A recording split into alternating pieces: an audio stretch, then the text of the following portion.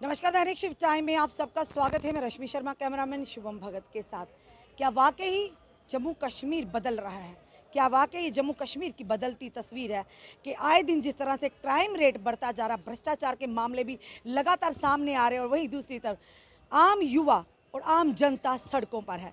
इन्हीं सारे विषयों पर बात करने आज हमारे साथ जुड़ चुकी हैं रीना चौधरी, एक बड़ी बुलंद आवाज़ आम आदमी पार्टी की और एक आम नागरिक होने के नाते भी किस तरह से इन सारी चीज़ों पर ये अपना सुझाव रखती हैं, इनसे बात करेंगे। रीना जी, सबसे पहले आपका बहुत बहुत स्वागत है। धन्यवाद। रीना जी, क्या कहेंगे? एक तरफ ये कहा गया था जम्मू कश्मीर बदल रहा है, जम्मू कश्मीर की बदलती तस्वीर है, पर बिल्कुल बदली ज़रूर तस्वीर, पर चोरियों के मामले लगातार, सुसाइड के मामले, मर्डर के मामले, यानी कि क्राइम रेट लगातार बढ़ता जा रहा है। इवन के लोग अब मंदिरों को भी चोरी का निशाना बना रहे हैं। मंदिरों तक से सामान, घर के बाहर स्कूटी लगाइए, आपको कोई उम्मीद नहीं कि स्कूटी घर से कहीं बाहर डॉक्टर के पास गएंगे आएंगे चोरी मिलेगी आपको। और साथ ही साथ ये कहेंगे कि भ्रष्टाचार के मामले भी साफ तौर पर नज़र आ रहे हैं और लोगों को अपनी आवाज़ उठाने में भी लोग डरते हैं, क्योंकि उन्हें पुलिस डिटेन कर लेती है, उन पर लाठी चार्ज होती है जैसे पुलिस को आदेश होता है। और साथ ही साथ कहेंगे JKPSI का एक बड़ा स्कैम, जिसमें लगभग 100 करोड़ से ज़्यादा की जो धांधली हुई है, युवाओं से पैसा ऐंठा गया है और अभी तक कोई भी इस तरह की बात सामने नहीं आई। और ये भी कहा जा रहा है कि एक पावरफुल व्यक्ति जम्मू का जो दिल्ली में बैठा हुआ, उन्हीं के एक CRPF सिक्योरिटी गार्ड की के माध्यम से सारा हुआ और मास्टरमाइंड वो व्यक्ति जो पावरफुल है। क्या कहेंगे? जी, जैसे आपने बात शुरू की, शुरू में कहा कि जम्मू कश्मीर में जो हालात है, जम्मू कश्मीर बदल रहा है। हमने सोचा था कि पुरानी सरकार जिसको वोट डालकर हमने बनाया कि जम्मू कश्मीर बदलेगा, तो तरक्की की तरफ चलेगा, लेकिन जम्मू कश्मीर बदल ज़रूर रहा है, लेकिन नीचे की तरफ जाता जा रहा है, अवनति की तरफ जाता जा रहा है। आज जम्मू कश्मीर में रहना जम्मू कश्मीर के लोगों के लिए मुश्किल हो गया है। यहाँ क्राइम रेट दिन ब दिन बढ़ता जा रहा है, चाहे वो चोरी चकारी, चाहे वो मर्डर की बात करूँ, चाहे वो रेप केसेस की बात करूँ, चाहे वो किसी भी क्राइम की बात करूँ। आज आए दिन न्यूज़पेपर खोलो, आए दिन सोशल मीडिया खोलो, तो ऐसी ऐसी घटनाएं सुनने को मिलती हैं जो शायद आज से कुछ समय पहले, कुछ साल पहले हमने सुनी भी नहीं थी, और दिल दहलता है ऐसी घटनाएं सुनने के बाद।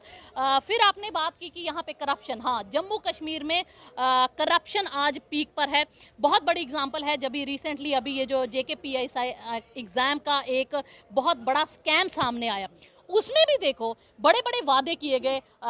जो जम्मू कश्मीर UT सरकार है, माननीय LG साहब हैं, और जम्मू कश्मीर जो कि सेंट्रल द्वारा ऑपरेट किया जाता है, इस स्कैम को जब पूरा एक्सपोज होने के बाद भी जब इंक्वायरी की बात आती है, लोगों ने डिमांड की कि CBI इंक्वायरी होनी चाहिए। नहीं, इन्होंने पहले ही लूप होल रखा कि इन्होंने एक अपनी निर्धारित कमेटी बना दी जाती है, जो जैसे आपने देखा यहाँ पर इलेक्शन कमीशन तक की जो रिपोर्ट एक कमरे में तैयार की गई। तो ये जो इंक्वायरी रिपोर्ट, जो कि विद इन अ डे और 2, मेरे ख्याल कल शायद उसकी लास्ट डेट है, ये लोग इंक्वायरी रिपोर्ट सबमिट करेंगे, तो वैसी ही एक फेक रिपोर्ट कल भी दिखा दी जाएगी। अभी तक जो इस इंक्वायरी में पता लगा है कि एक सिक्योरिटी गार्ड और एक कांस्टेबल, सॉरी, एक JK पुलिस का एक कांस्टेबल और एक CRPF का जो गार्ड, जो कि इसमें मेन पावर जो कि मेन सामने है, और पता लगाना चाहिए कि ये सिक्योरिटी गार्ड किस इंसान के घर काम करता है। एक मैं किसी पार्टी का नाम नहीं लूंगी क्योंकि आप बोलेंगे कि पॉलिटिकल हो रहा है, एक बड़े गद्दावर नेता का नाम का आ रहा है कि पावरफुल व्यक्ति जो दिल्ली में बैठा हाँ, है, एक गद्दावर नेता, जिस पर पहले भी इन्हीं के ही नेताओं ने एलिगेशन लगाए थे कि कई सारे यहाँ पर जो बड़े बड़े घोटाले हो रहे हैं, हाँ, तो बड़े बड़े घोटाले हो रहे हैं, उसमें भी ओपनली एक्सपोज हुआ था। आज इस बड़े स्कैम में भी, जो कि 100 करोड़ से ज़्यादा बड़ा स्कैम है, अगर सच में निष्पक्ष इंक्वायरी होनी करवानी चाहिए तो आप CBI से इंक्वायरी करवाते। जिस भी बड़े बड़े नेता, राजनेता का नाम आता तो आना चाहिए था। आप बलि का बकरा बना के दो छोटे छोटे आदमियों को आगे करके अगर आप सोचते हैं कि हम मेन चोरों को या मेन मास्टरमाइंड को बचा लेंगे, तो ये सिर्फ सरकार की, अगर यहाँ के मैं कहना चाहूँगी, यहाँ के रविंद्र रैना जी ने कहा था कि मुझे पहले ही पता लग चुका था कि ये मेरे एक MLC ना, मेरे एक नेता ने मुझे बता दिया कि इसमें धांधली है, तो इन्होंने तभी कंट्रोल क्यों नहीं किया। अब अगर एक्सपोज भी हो गया, उसके बाद भी आप एक ऑथेंटिक इंक्वायरी क्यों नहीं करवाते? आप अपने ही प्रीसेट लोगों के थ्रू, आपने ही जो आपने आपके मन में जो आपने डिसाइड करना है कमरे में, आप उसी इंक्वायरी रिपोर्ट की, हमें पता है कल आप एक रिलीज कर दोगे। रीना जी, एक कहावत सुनी थी, आपने भी सुनी बड़े बुजुर्गों ने, जिसकी लाठी उसी की भैंस। क्या लगता है इसमें भी यही कुछ होने वाला है? जी, यहाँ पे जम्मू कश्मीर में तो स्पेशली जहाँ जिसकी लाठी उसी की भैंस वाला हाल है। यहाँ पर लोग अपनी आवाज़ नहीं उठा सकते। लोग जो चाहते हैं, जो मांग करते हैं, अगर धरने प्रदर्शन भी पीसफुल तरीके से करते हैं, आज जम्मू कश्मीर के लोगों को वो भी हक नहीं है। आज यहाँ स्वतंत्रता खत्म हो चुकी है। आज यहाँ लोगों की बोलने का हक छीन लिया गया है। रीना जी, सबसे बड़ी बात है, ये मुद्दा कहीं ना कहीं ठंडे बस्ते में पड़ा हुआ नजर आ रहा है। बेशक कल रिपोर्ट आनी है इंक्वायरी की, पर सबसे पहले मांग की जा रही थी सीबीआई इंक्वायरी, जेकेपीएसआई का 100 करोड़ का।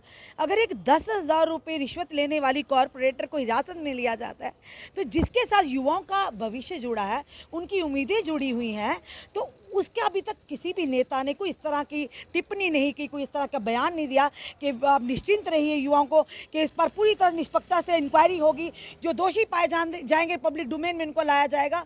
तो ये चीज़ें, यही तो मैं कहना चाह रही हूँ। ये जो इनकी प्री सेट इंक्वायरी हो रही है, जो इनकी बायस्ड रिपोर्ट आने वाली है, उसमें ये कुछ भी एक्सपोज नहीं करने वाले। ये एक फॉर्मेलिटी थी लोगों का मुंह बंद करवाने के लिए। एक कमरे में रिपोर्ट तैयार कर ली जाएगी और कल सब लोगों के सामने दिखा दी जाएगी कि कोई नहीं पकड़ा गया। बस दो छोटे छोटे डमीज आगे, हाँ डमीज आगे इन्होंने पेश कर दिए और कहेंगे कि हमें कुछ ठोस सबूत नहीं मिले। जबकि ओपनली लोगों ने मीडिया में भी बोला है कि हमारे पास ऐसी डिटेल्स आई थी। बच्चे ओपनली बोल रहे हैं कि इसमें इतना पैसा 15-20-25 लाख के आसपास अमाउंट चला है एवरेज। तो आप क्यों सीबीआई इंक्वायरी, कोई वजह होनी चाहिए। अगर एक पर्टिकुलर डिपार्टमेंट है, आप उस डिपार्टमेंट को काम लगाओ। आप कौन सा एक्स्ट्रा खर्चा इसमें इनकर करके आपको इंक्वायरी करवानी थी? आप उस डिपार्टमेंट को फॉरवर्ड करते, वो डिपार्टमेंट एक निष्पक्ष इंक्वायरी करता, लोगों को भी तसल्ली होती। लेकिन मेन लूपहोल यही है कि इसमें शायद बड़े बड़े मास्टरमाइंड, बड़े बड़े राजनेताओं का नाम आता, जिनको बचाने के लिए ये एक फॉर्मेलिटी के तौर पर एक फेक इंक्वायरी करवाई जा रही है। रीना जी, जिन्होंने वाकई, जिन बच्चों ने, जिन युवाओं ने मेहनत करके ये वर्दी हासिल करनी चाहिए थी, मेहनत करके यहाँ तक पहुँचे थे, और उनका क्या, जिन्होंने अपनी ज़मीन जायदादें बेचकर पैसा दिया था इसमें आने के लिए। अभी आगे आने वाले समय में भी वो लोग भी सामने आए जिन्होंने पैसा दिया होगा। अभी लोग अभी चुप हैं इंक्वायरी रिपोर्ट तक। जब इंक्वायरी सही रिपोर्ट नहीं आई तो यहाँ पे बहुत सारी एफआईआरें लगेंगी। जिन लोगों ने पैसा दिया है, जितना जितना दिया है, जिन जिन बंदों को दिया है, तो अगले कई महीने यही इंक्वायरियाँ या यही एफआईआर भुगतने में ही डिपार्टमेंट को लग जाएंगे। और वो लोग, जिन लोगों ने सच में मेहनत करके एग्जाम दिया था, उनको कॉम्पनसेट कौन करेगा, उनकी भरपाई कौन करेगा? उनको अगर चाहे वो एज का इशू आता है, चाहे यहाँ कोई और इशू आता है, तो कौन कॉम्पनसेट करेगा? तो इस तरह जो लोगों के साथ लोगों के हकों का हनन हो रहा है, जो युवा पीढ़ी बचपन से एक सोच लेकर, बचपन से एक सपना लेकर चलती है कि हम बड़े होकर ये अफसर बनेंगे, लेकिन अगर इन चीज़ों में भी, नौकरियों में भी इस तरह की धांधलियाँ होने लगी तो लोगों का विश्वास उठ जाएगा। लोग पढ़ाई की तरफ जाना छोड़ देंगे, क्योंकि लोगों का एक फिक्स माइंडसेट हो जाएगा कि बड़े होकर पैसों का जुगाड़ करो, चाहे वो जमीन बेचो, चाहे वो प्रॉपर्टी बेचो, चाहे वो चोरी चकारी करो, आपके पास पैसा होना चाहिए तो आपको नौकरी मिल जाएगी। आपके पास क्वालिफिकेशन मैटर नहीं करेगी। कि सुनने में आता था, जब पहले सुनते थे कि यूपी बिहार यानी वहाँ पे क्राइम रेट बढ़ता था, पर कहीं ना कहीं योगी आदित्यनाथ ने अपनी क्षमता से दूसरी बार सीएम बनकर आए हैं, पर उन्होंने पूरी तरह से गुंडाइयों पर लगाम कसी है, क्राइम रेट्स को कम किया है। पर जम्मू की हालत करें, यूपी बिहार वहाँ सुनते थे, अब लगता है हालात यहाँ पर बन रहे हैं आए दिन। मैं आपकी इस बात से सहमत नहीं हूँ। आप कह रहे हैं कि गुंडाइयों की लगाम कसी है। ये आज की डेट में सच नहीं सामने दिखाया जाता।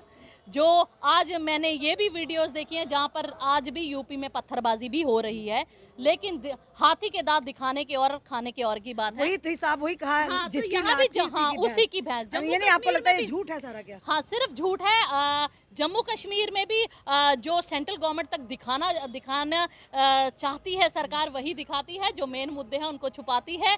इसी तरह बाहर की स्टेट्स में अगर सच दिखाना भी चाहे तो उससे भी तो दबाने हाँ, जो सच दिखाना चाहता है उन मीडिया कर्मियों को भी हरास किया जा रहा है, उनको भी थ्रेटन किया जाता है, उनको भी डराया धमकाया जाता है कि आप आगे सच नहीं दिखाओगे, क्योंकि अब सरकार उनकी है, तानाशाही उनकी है। चाहे प्यार से झेलें, चाहे डंडे से झेलें, अब झेलने वाले दिन क्राइम रेट तो जम्मू में क्राइम रेट बढ़ रहा है, क्योंकि जो पुलिस की मेन ड्यूटी थी उससे उसको डाइवर्ट करके आपने लोगों को कंट्रोल करने में लगा दिया, आपने लोगों को दबाने में लगा दिया। आप सिर्फ आज की डेट में ये गाइडलाइन दी गई है अगर पुलिस डिपार्टमेंट को आपने देखना है कि जम्मू कश्मीर में कहाँ धरना प्रदर्शन हो रहा है, वहां जाकर आपने लोगों को कंट्रोल करके गाड़ी में भर के ले जाना है थाने चौकियों में। तो आप कब ध्यान देंगे कि जम्मू कश्मीर में क्राइम कंट्रोल हो, जम्मू कश्मीर में लोगों की जो प्रायोरिटीज हैं उस पर काम हो, ना कि आप सिर्फ लोगों की आवाज़ दबाने में लगे रहो, सिर्फ सच को छुपाने में लगे रहो, वो गलत है। जी धन्यवाद। ये थे हमारे साथ रीना चौधरी, बड़ी बेबाकी से हर बात को रखती हैं, चाहे वो प्रशासन के खिलाफ हो, चाहे वो सरकार के खिलाफ हो, आम जनता के मुद्दों को बड़ी ही एक बुलंद आवाज़ है आम आदमी पार्टी की। और जिस तरह से हमने आज की बात की JKPSI स्कैम को लेकर, कहीं ना कहीं लग रहा है कि ठंडे बस्ते में काफ़ी सारे युवाओं के हमें मैसेज आते हैं, कॉल आते हैं कि ये ठंडे बस्ते में पड़ता जा रहा है, जहां पर फिर से कहेंगे 10,000 रुपये की रिश्वत लेने वाली कॉरपोरेटर, उनके पति को हिरासत में लिया गया एंटी करप्शन ब्यूरो के तहत। अब उम्मीदें हैं युवाओं की, यहाँ की जनता की, उन बच्चों की जिन्होंने वाकई मेहनत कर कर यहाँ तक पहुँचे हैं, कि आखिर मास्टरमाइंड कौन था इतने बड़े 100 करोड़ से ज़्यादा स्कैम का। आखिर मास्टरमाइंड कौन था, किसने सारी कॉन्स्पिरेसी रची, किस तरह से युवाओं के भविष्य के साथ खिलवाड़ किया। और वो युवा जिनके माता पिता की उम्मीद थी कि पढ़ लिख कर मेहनत कर कर उनका उज्जवल भविष्य होगा, वर्दी पहनेंगे, देश के लिए, देश के लोगों की सेवा करेंगे, कहीं ना कहीं उनकी उम्मीदों पर भी पानी फिरा इस JKPSI स्कैम को लेकर। पर ये सोच देखने वाली बात है कि आखिर क्या तथ्य निकल कर आएंगे, क्या वाकई ही निष्पक्षता से ये जांच होगी कि आखिर कौन था मास्टरमाइंड। क्योंकि बात ये सूत्रों के आधार पर सामने आ रही है कि जम्मू का एक पावरफुल व्यक्ति जो दिल्ली में बैठा हुआ, उन्हीं के CRPF के गार्ड के द्वारा ये सारा हुआ, मास्टरमाइंड वो व्यक्ति है। आखिर ये वो व्यक्ति है कौन, वो ऊपर बैठा कौन व्यक्ति है, सबसे बड़ा सवाल ये युवा आज पूछ रहे हैं, आम जनता आज पूछ रही है, जिनका भविष्य दांव पर लगा हुआ है। किस तरह से इसकी जांच होगी, कौन कौन चेहरे सामने आएंगे भी या नहीं आएंगे, ये बड़ा ही एक चिंता का विषय रहेगा। क्योंकि युवाओं की नज़रें गड़ी हैं, युवाओं का विश्वास गड़ा है। और जिस तरह से रीना जी ने कहा कि पुलिस का काम है लॉ एंड ऑर्डर को मेंटेन करना, अगर उन्हीं के उनके काम से भटकाया जाएगा सिर्फ प्रोटेस्ट को कवर करने के लिए या प्रोटेस्ट को रोकने के लिए, तो कहीं ना कहीं उनकी टेंशन को डाइवर्ट करके तो तभी से क्राइम रेट बढ़ा। क्योंकि जो उनका वैसे ही में काम है वो उन्हें करने भी नहीं दिया जा रहा। आदेश तो मानना भाई, सरकार की नौकरी करते हैं। अपने सुझाव कमेंट ज़रूर दीजिए, अगर आपकी भी कोई क्वेरी हो आप बताइए, हम उसे भी लेकर किसी न किसी नेता या सोशल एक्टिविस्ट से ज़रूर बात करेंगे। इस वीडियो को जितना हो सके शेयर कीजिए, ताकि आपकी वीडियो शेयरिंग करने से ये तो पता चले कि युवा चाहते हैं JKPSI की फेयर इंक्वायरी हो, तथ्य सामने निकल आए और ये केस CBI के हवाले किया जाए। जुड़े रहिए ऐसे हमारे साथ अगले अपडेट के लिए। जय हिंद, जय भारत।